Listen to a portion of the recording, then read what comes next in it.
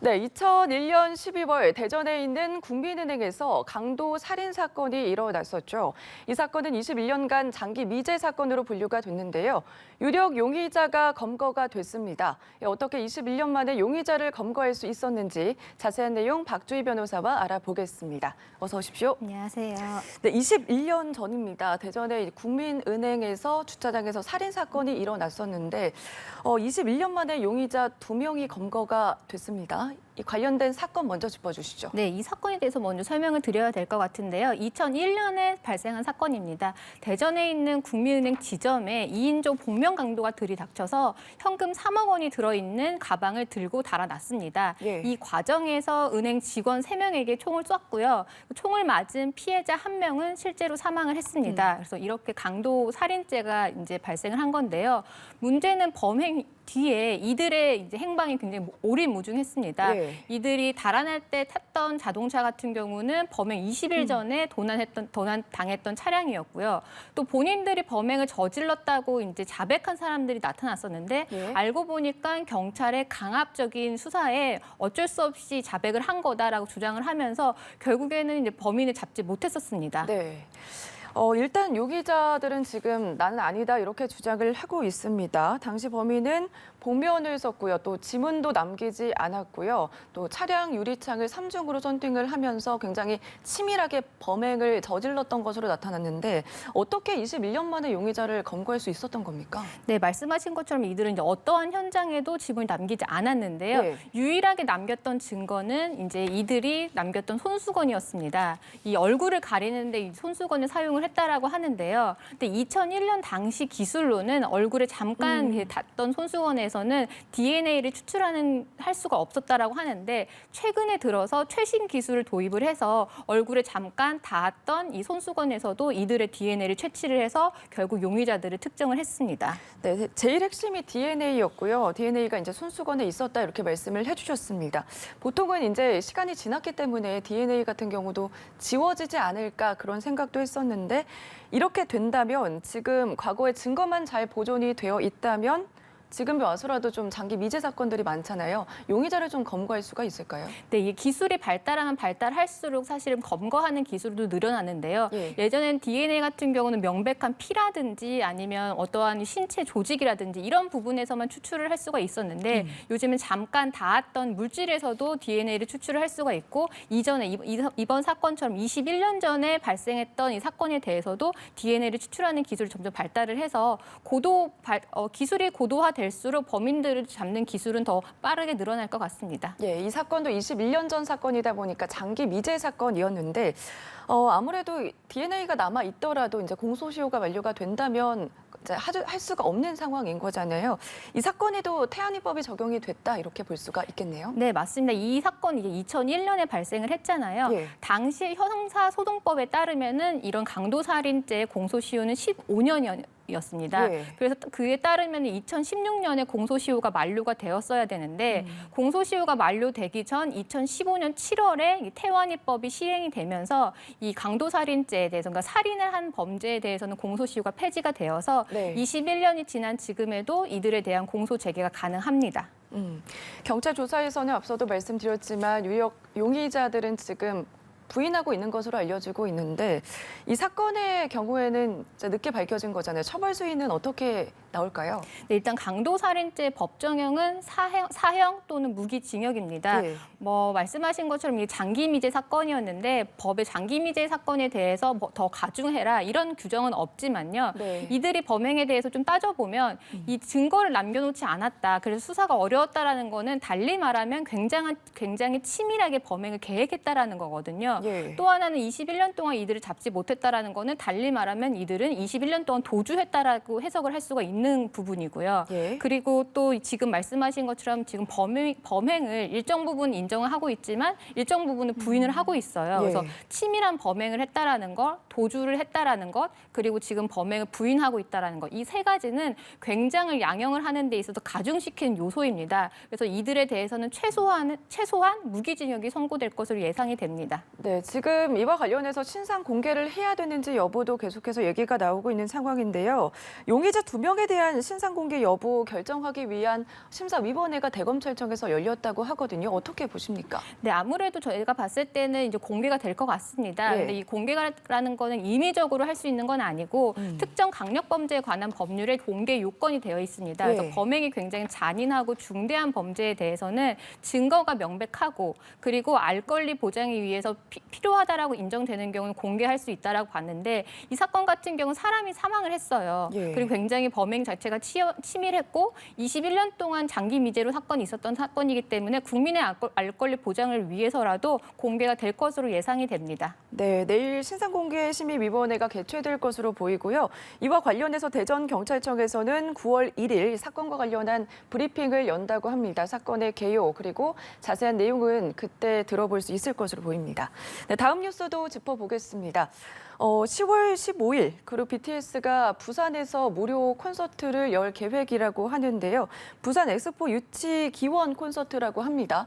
그런데 이와 관련해서 지금 부산의 숙박시설의 요금이 폭등했다고 하는데 왜 그런 건가요? 네, 맞습니다. BTS 콘서트 특수를 노리고자 하는 이 숙박업소의 심정을 이해하지 못하는 건 아닌데요. 예. 그 정도가 너무 지나칩니다. 어느 정도냐면 평소에 10배 가격으로 지금 숙박요금이 인상이 되었고요. 심지어는 2박에 1,000만 원을 육박하는 숙박업소도 등장을 했다라고 합니다. 예. 그리고 예전에 이전 요금으로 사전에 예약했던 예약자들도 있는데 숙박업소가 일방적으로 예약을 취소하는 사태도 발생을 하고 있습니다. 네, 보니까 가장 크게 올린 거는 30배가 넘는 곳도 있더라고요. 부산시는 이와 관련해서 강력 대응을 하겠다 이렇게 얘기를 하고 있는데 실효성이 있는지도 계속해서 비판은 나오고 있습니다.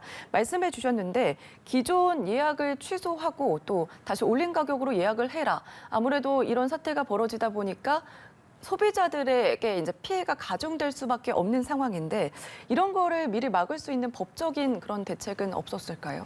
네, 사실 지금 말씀하신 것처럼 부산시에서는 이제 강력 대응을 하겠다라는 입장이긴 하지만 실효성이 없습니다. 왜냐하면 지자체에서 할 수 있는 거는 이제 행정 지도인데요. 행정 지도는 법적인 구속력이 전혀 없습니다. 그래서 사실은 지자체에서 할 수 있는 거는 사실 실효성이 없고 왜냐하면 현행법상 숙박업소는 자율적으로 요금을 정하게 되어 있거든요. 네. 이 부분에 대해서 나라가 강제할 수 있는 방법은 없습니다. 그리고 또 말씀하신 것처럼 사전에 예약을 했던 거에 대해서 숙박업소의 사정으로 이걸 취소한다라고 했을 때 공정거래위원회에서 정한 소비자 분쟁 해결 기준이 있습니다. 네. 근데 이제 10일 전에 숙박업소에서 예약을 취소했을 때 이런 배상하도록 되는데 배상하는 금액이 그 예약자가 지출을 했던 이 계약금 반환하는 정도에 그칩니다. 예. 근데 지금 이거 같은 경우는 콘서트가 10월 15일이거든요. 이미 지금 너무나 한 달 반이나 기간이 남아있기 때문에 사실은 예약을 숙박업소 사정으로 취소가 되었다고 하더라도 소비자가 받을 수 있는 배상은 계약금 반환이 불가합니다. 네, 아직 시간이 남아 있어서 문제는 지금 이 숙박 요금뿐만 아니라 그 일대가 또 교통 혼잡 때문에 우려의 목소리도 나오고 있습니다. 여러모로 이제 대책을 마련을 해야 될 것 같습니다. 다음 이슈도 한번 짚어보겠습니다. 충남의 한 중학교에서 수업 중에 이제 남학생이 옆에서 누워 있는 영상이 공개가 됐거든요. 저도 봤는데 변호사님도 보셨습니까? 네, 저도 봤는데 굉장히 충격적이었습니다. 아마 보신 분들은 막 다 충격을 받으셨을 거라고 생각을 하는데요. 그 온라인에 있는 동영상 공유 플랫폼에 올라온 동영상이었습니다. 12초가량의 영상이었는데 이 교단에 누워서 수업을 하는 선생님을 촬영하는 이 학생의 모습도 충격이었지만 네. 이러한 모습을 보면서도 그 누구도 제지하지 않고 오히려 웃고 떠들면서 그 장면을 또 촬영을 하고 그 촬영한 동영상을 다시 온라인 플랫폼에 올린다라는 것도 또 역시 충격이었습니다. 예, 제지하는 학생들도 없었고요. 선생님도 무시한 채로 그대로 수업하는 모습을 영상을 통해서 확인할 수가 있었는데 이번 일뿐만 아니라 점점 더 증가하고 있는 추세라고 합니다. 이 교권 침해를 받는 일이 늘고 있다고 하는데 지금 실태는 어떻습니까? 네, 해마다 교권 침해 건수는 늘어나고 있습니다. 네. 그 숫자를 보면요. 2021년에 발생한 교권 침해 건수는 2,269건입니다. 이거는 이제 외부로 이들 신고가 된 건수이기 때문에 사실 신고되지 않은 건수까지 합치면 더 많을 거라고 예상이 됩니다. 그리고 교권 침해라는 거는 사실은 학생 아니면 학부모 아니면 동료 교사로부터 이루어질 수 있지만 통계 자료를 보면 교권 침해의 92.5%는 모두 학생으로부터 이루어지는 거였습니다. 네. 지금 해마다 학생들은 줄어들고 있는데 교권 침해 건수가 늘어나고 있다는 거는 굉장히 심각한 문제로 받아들여야 될 것 같습니다. 네, 심한 경우에는 이제 성희롱 그리고 이제 교사에게 폭언을 하는 경우도 발생하고 있는데 교권 침해뿐만 아니라 이제 같이 듣는 학생들에게도 피해가 갈 수밖에 없는 상황인 거잖아요. 이런 부분에 대해서 대책은 뭐가 있다고 보십니까? 네, 이번 영상에서 나온 교단에 누워서 선생님을 찍은 행위도 사실은 예. 명백한 성희롱입니다.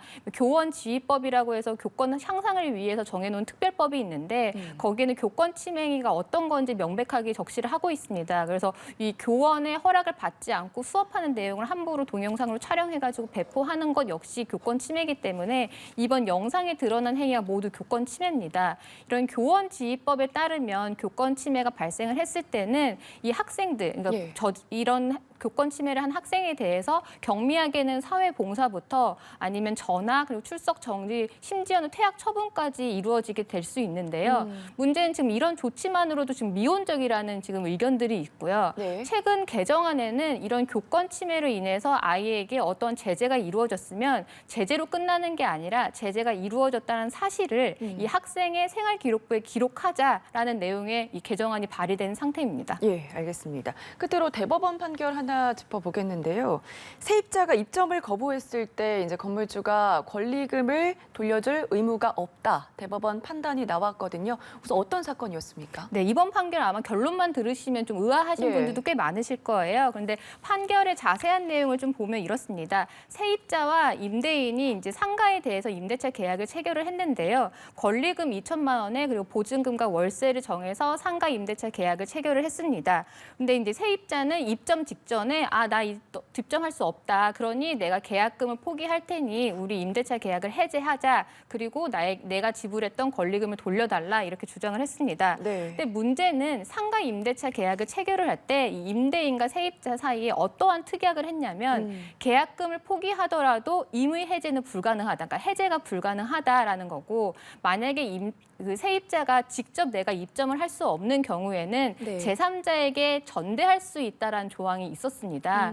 그래서 대법원이 봤을 때는 이번 사건에 있어서 해제를 하게 된 이유가 임대인의 사정, 임대인의 잘못으로 해제한 게 아니고 또 하나는 또 이 세입자가 직접 내가 입점을 할 수 없는 상황이라고 하면 제3자에게 전대를 할 수 있는 권리가 보장이 되어 있었는데 네. 그러한 권리를 행사하지 않고 임대인에게 권리금을 돌려달라 하는 건 부당하다라고 해서 이런 경우에는 임대인이 받은 권리금을 돌려줄 의무가 없다 이렇게 판단을 한 겁니다. 네, 아무래도 그래서 특약을 좀 잘 봐야 될 것 같은데 1, 2심은 권리금을 돌려줘야 된다 이렇게 판단을 했고요. 대법원은 아니다 이렇게 얘기가 나온 거잖아요. 이번 판결을 봤을 때 그렇다면 이제 비슷한 상황이 주어졌을 때 어떤 영향을 미치게 될까요? 세입자분들 같은 경우는 임대인, 그러니까 계약을 해제할 수 있는지 일단 이미 해제할 수 있는지 내가 지불한 계약금을 포기하고 내가 계약을 해제할 수 있는지 이 조항을 살펴봐야 되고 예. 만약에 해제가 불가능하다고 하면 내가 행사할 수 있는 권리가 무엇인지 좀 살펴볼 필요가 있습니다.